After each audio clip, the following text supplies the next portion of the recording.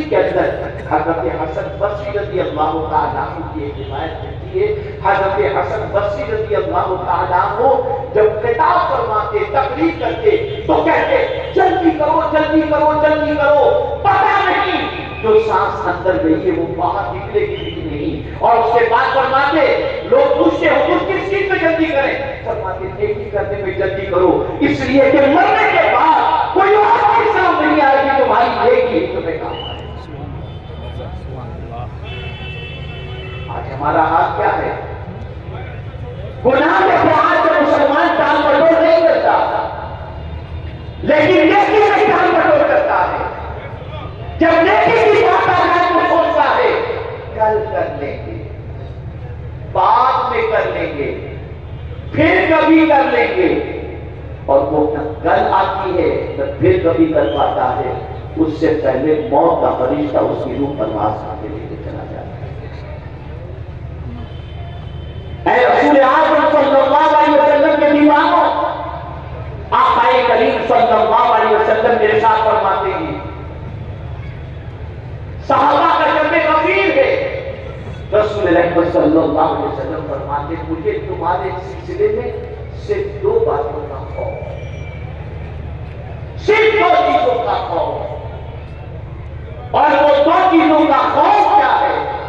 تو آقا کریم صلی اللہ علیہ وسلم ارشاد فرماتے ہیں پہلا خوف یہ ہے کہ کہیں تم خواہش کے غلام نہ بن جاؤ، اور دوسرا خوف یہ ہے کہ لمبی امیدیں تمہیں آخرت فراموشی کا شکار ہے. آج مسلمانوں کی زندگی کا حال یہ ہے ہر خواہش پوری کرنے میں لگا ہوا ہے. اور جب کسی آدمی کی پوزیشن یہ ہو جائے کہ وہ خواہش کا غلام ہو جائے تو خواہش کے غلام اور خواہش کی پیروی کی بنیاد پر حق اس سے بوجھل ہو جایا کرتا ہے، پھر وہ حق کے راستے پر چلنے کی جسارت نہیں کر سکتا. میرے پیارے آقا صلی اللہ علیہ وسلم کے پیارے دیوانوں، اس لیے خواہش کے غلام کرنے کی بجائے، خواہش کا بندہ کرنے کی بجائے اللہ رب العزت جل جلالہ کی بندگی کرو اور اللہ رب العزت جل جلالہ کی اطاعت کرو. میرے پیارے آقا صلی اللہ علیہ وسلم کے پیارے دیوانوں، جب کسی انسان کی عادت خواہش کے سامنے سرنڈر ہونے کی ہو جائے پھر وہ اللہ کی بندگی کی طرف مائل نہیں ہوتا.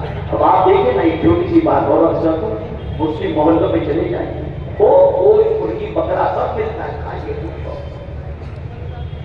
اور اب تو حال یہ ہو گیا کہ کہیں کا بھی کھا لو اور کسی کا بھی کھا لو. اور ایک جملہ مسلمان کہتا ہے مولانا میں آپ کو ایک ٹور والے کی بات کرتا ہوں. میں نیو یارک جا رہا تھا اور اتفاق سے سعودی سے جدہ ایئرپورٹ سے میری فلائٹ تھی نیو یارک کے لیے. میں لانچ میں تھا، اتفاق سے وہ بھی لانچ کے اندر مجھے مل گیا. اس کا کہاں جا رہے تھا؟ میں نیو یارک جا رہا ہوں. مجھے بھی نیو یارک جا رہا ہوں. میں نے کہا اچھا. پھر بات چیت چلنے لگی. اس نے کہا میں مولانا لوگوں کو اپنے ٹور میں نہیں لیتا. قاری صاحب میں مولانا لوگوں کو اپنی ٹور میں نہیں لیتا ہوں. مجھے تھوڑی سی حیرت ہوئی. میں نے کہا بھائی کیوں؟ کہا ایسا ہوتا ہے کہ وہ ہماری ٹور کے لوگ جو ہے نا وہ کھانا کھاتے ہیں نا گوشت آتے لیتے ارے یہ حلال نہیں ہے، بیچارے کا لقمہ ہاتھ سے گر جاتا ہے تو ہم یہ سب صدقے لگانے والوں کو ساتھ نہیں. یہ حال. اور میں آپ کو مدینہ منورہ کی بات بتاؤں، ایک ہوٹل میں کھانا کھانے کے لیے ہم پہنچے تو ہوٹل والے سے ہم نے کہا کہ بھائی ویٹر سے ہم نے کہا بیٹا ذرا یہ بتاؤ کہ یہ گوشت حلال ہے یا مشین کا ذریعہ ہے، باہر کا ہے یا کیسا ہے؟ بس اس کا جملہ سنیے، تاریخی جملہ اس نے کہا. اس نے کہا حضرت حلال کہوں گا تو ایمان چلا جائے گا اور حرام کہوں گا تو نوکری چلی جائے گی. اب آپ کی مرضی، چاہیں تو کھائیں چاہیں تو نہ کھائیں.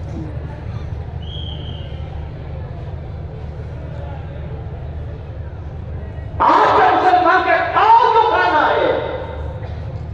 قرآن کہتا ہے نہیں، کلوا من الطیبات، حلال چیز میں سے کھاؤ، ہر چیز کھانے کی نہیں ہوتی، اور اگر تم حلال و حرام کی تمیز سے بغیر سب کچھ کھا رہے ہو تو تم سے تو جانور اچھے کہ شیر سامنے اگر آپ گھاس رکھ دو تو شیر نہیں کھاتا، اور بکری کے سامنے مردہ رکھ دو تو بکری نہیں کھاتی، اس لیے کہ بکری جانتی ہے کہ میری غذا گھاس ہے اور شیر جانتا ہے کہ میری غذا یہ ہے۔ آپ ذرا سوچو، جانور کی اپنی غذا کی تمیز کرتا ہے، اور آج کا انسان سب کچھ کھاتا ہے، اور پھر جب یہ کھاتا ہے تو اس کے اثرات اس کی زندگی میں داخل ہوتے ہیں، پھر حرام کام، پھر بدکرداریاں، پھر بدکاریاں۔ تو سب کچھ کھانے کے لیے نہیں ہے، حلال کھاؤ، اور کھا کر اللہ کا شکر کرو، اللہ کا شکر کرو۔ تو آپ دیکھیں کہاں جا رہی ہے ہماری قوم، خواہش فلاں ڈھابے پہ کھانے جانا ہے، فلاں ہوٹل پہ کھانے جانا ہے، کوئی ڈر نہیں سے کہ بنانے والا کون، ذبح کرنے والا کون، گوشت کہاں سے آیا ہے، اور بڑا ٹیسٹی بناتا ہے، کیا ہے۔ جس قوم کی پوزیشن یہ ہو کہ خواہش کا اتنا غلام وہ بن جائے، اللہ خیر فرمائے، اس قوم کا مستقبل کبھی تابناک نہیں ہو سکتا۔ اب آئیے میں آپ کو بتاؤں، جو لوگ اللہ رب العزت جل جلالہ کے فرمان کا خیال نہیں کرتے اور خواہشات کے غلام بن جاتے ہیں، ان کی زندگی کیسی ہوتی ہے۔ میرے پیارے آقا صلی اللہ علیہ وسلم کے پیارے دیوانوں، رسول رحمت صلی اللہ علیہ وسلم نے خواہش کے غلاموں کے لیے بہت سخت وعید فرمائی ہے، اور خواہش کی پیروی کرنے والوں کے سامنے سے حق اوجھل ہو جاتا ہے۔ اس کے بعد میں رحمت عالم صلی اللہ علیہ وسلم کا ارشاد گرامی موجود ہے۔ اب میں آپ کو بتاتا ہوں دوسری بات جو حضور صلی اللہ علیہ وسلم نے فرمائی، لبی ہوگی کیا چھوڑو نبی، یہ کہاں کل سے فجر کی نماز پڑھنا شروع کریں گے، ارے مولانا بس 3 وقت کی شروع کی ہے، ہم نے بس دعا کریں 5 وقت کی ہو جائے، یہ ساری باتیں ہو گئی۔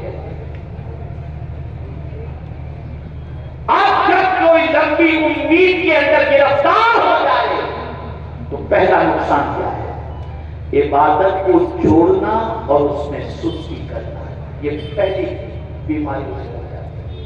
پھر وہ عبادت چھوڑتا ہے، نماز ارے یار ٹھیک ہے مجھے فجر میں مت اٹھانا، کل سے اٹھانا، کل سے کوشش کروں گا، یہ لمبی امید، اور عبادت بھی کرے گا تو اس کے اندر اتنی سستی ہوگی کہ مردے کی طرح۔ یہ لمبی امید والے کا حال ہوتا ہے، اور جس کو لمبی امید نہیں ہوتی، جو موت کو نگاہوں کے سامنے دیکھتا ہے، اس کا حال کیا ہوتا ہے؟ سمجھاؤں کو بہت اچھی طرح سمجھ کے بات آ جائے گی۔ کسی کینسر کے مریض کو ڈاکٹر کہہ دے کہ بس اب اس پیشنٹ کو گھر پہ لے کر کے جاؤ، پتہ نہیں کب تک کیجیے گا، لا علاج یہ مریض ہے، اسے گھر پہ لے کر، اب اس کینسر کے مریض کو گھر پہ لے کر کے جائیں گے، اس کے سامنے گندی پکچر لگائے گے، بند کرو بند کرو، یہ کیا لگایا ہے، اس کے ہاتھ میں تصویر آ جائے، وہ استغفار کرنا شروع کر دے گا، وہ اللہ سے معافی مانگنا شروع کر دے گا، وہ درود شریف پڑھنا شروع کر دے گا، وہ معقول برحق کو راضی کرنے کی کوشش کرنا شروع کر دے گا، اس لیے کہ اسے یقین ہو چکا ہے کہ اب میں زیادہ دنوں تک رکنے والا نہیں ہوں، اس کی لمبی امید ختم ہو گئی۔ اس لمبی امید کے ختم ہوتے ہی وہ عبادت میں لگ گیا، ریاضت میں لگ گیا، تسبیح میں لگ گیا، تحلیل میں لگ گیا، اور گناہوں میں لگ گیا۔ اس لیے حضور فرماتے ہیں لمبی امید کے اندر گرفتار ہونے والا عبادت میں سست ہو جاتا ہے، اور اس کی زندگی گناہوں میں گزرنی شروع ہو جاتی ہے۔ یہ حضور کے ارشاد ہے۔ کیا یہ لمبی امیدوں نے ہمیں تباہ نہیں کر دیا؟ آج یہ دوسرا نقصان لمبی امید کا کیا ہے؟ فرمایا گیا توبہ نہ کرنا اور اس میں ٹال مٹول کرنا۔ ابھی تو عمر ہی کیا ہے، ابھی تو جی رہے ہیں، ابھی تو یہ ہے، ابھی تو وہ ہے، کل سے توبہ، کل توبہ کر، ارے بڑی رات کو توبہ کر لیں گے، پھر کبھی توبہ کر لیں گے، گناہوں کے پھٹے دل کو لگے ہوئے ہیں، اور نہیں معلوم کہ موت اور باتیں ہوگی، کچھ نہیں جانتے، پھر بھی اللہ کی بارگاہ میں توبہ کرنے کے لیے تیار نہیں. یاد رکھیں جس کو یہ معلوم ہو کہ موت کبھی بھی آ سکتی ہے وہ کبھی بھی لمبی امید نہیں رکھے گا, وہ توبہ بھی ضرور کرے گا. تیسری چیز, آخرت چھوڑ کر دنیا میں مشغول ہو جانا اور مال و دولت جمع کرنے میں لگ جانا. آخرت کو بھول گیا, ایسے کہ مرنے کا تصور نہیں کر لیا. جب آخرت بھول گیا یہ تو وہ لمبی امید رکھتا ہے, وہ آخرت بھول جاتا ہے. اسے خیال ہی نہیں کہ ایک دن خدا کی بارگاہ میں حاضر ہونا ہے, رب قدیر جل جلالہ کو دکھانا ہے. یہ تصور اس کے ذہن سے اوجھل ہو جاتا ہے تو اس انسان کی سچویشن یہ بن جاتی ہے کہ وہ مال و دولت جمع کرنے میں لگ جاتا ہے اور دنیا میں ڈوبا رہتا ہے, آخرت کا خیال نہیں رہتا. میں آپ کو بتاؤں قرآن میں واقعات کے انبار لگے ہوئے ہیں ایسے لوگوں کے جن کے پاس دنیا کی دولت اتنی تھی, کسی کے پاس آج کے دور میں اتنی دولت ہو ہی نہیں سکتی. فرعون کے بارے میں آپ پڑھو تو آپ کو پتا چلے گا اس کے خزانے کی چابیاں اتنی تھیں کہ ان چابیوں کا معنی یہ تھا کہ کئی اونٹوں پر اس کی چابیاں لادی جاتی تھی. اتنا ہزاروں کا خزانہ, لیکن بچا نہیں, بچا. خزانہ لے کر کے گیا نہیں. ایک توجہ طلب بات ہے, توجہ طلب. بندہ کہتا ہے یہ بنگلہ میرا ہے, بندہ کہتا ہے یہ گاڑی میری ہے, بندہ کہتا ہے یہ دولت میری ہے, لیکن جب جسم سے روح پرواز کرتی ہے تب تصور میں مولا کہتا ہوا نظر آتا ہے میرے بندے سب ساتھ میں لے کر جا کر تیرا ہے. تو کہتا ہے کہ میرا ہے, لے کر جا.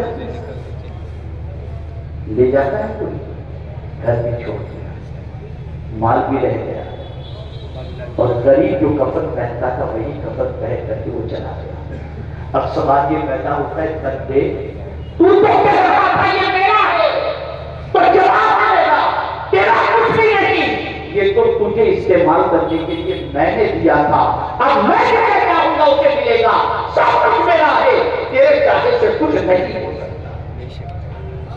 کیا ہے ہمارا, کیا ہے ہمارا؟